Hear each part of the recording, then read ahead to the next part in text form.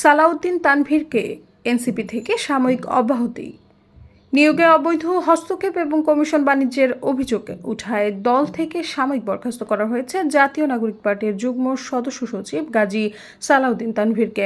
একই সঙ্গে এ বিষয়ে 7 দিনের সময়সীমা বেঁধে দিয়ে কারণ দর্শানোর নোটিশ দেওয়া হয়েছে। গতকাল সোমবার এনসিপির কেন্দ্রীয় আহ্বায়ক কমিটির যুগ্ম সদস্য সচিব সালেহ উদ্দিন সিফাত স্বাক্ষরিত নোটিশে এই সময়সীমা বেঁধে দেওয়া হয়।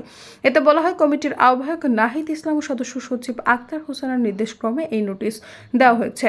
নোটিশে বলা হয়েছে, গত 11 মার্চ একটি জাতীয় পত্রিকার প্রতিবেদনে তার বিরুদ্ধে জেলা প্রশাসক নিয়োগে অবৈধভাবে হস্তক্ষেপ এবং জাতীয় শিক্ষাক্রম ও পাঠ্যপুস্তক বোর্ডের পাঠ্য বই ছাপার কাগজে কমিশন বাণিজ্যের অভিযোগ ওঠে। এই বিষয়ে কেন্দ্রীয় শৃঙ্খলা কমিটির প্রধানের কাছে লিখিত জবাব 7 দিনের মধ্যে দিতে হবে।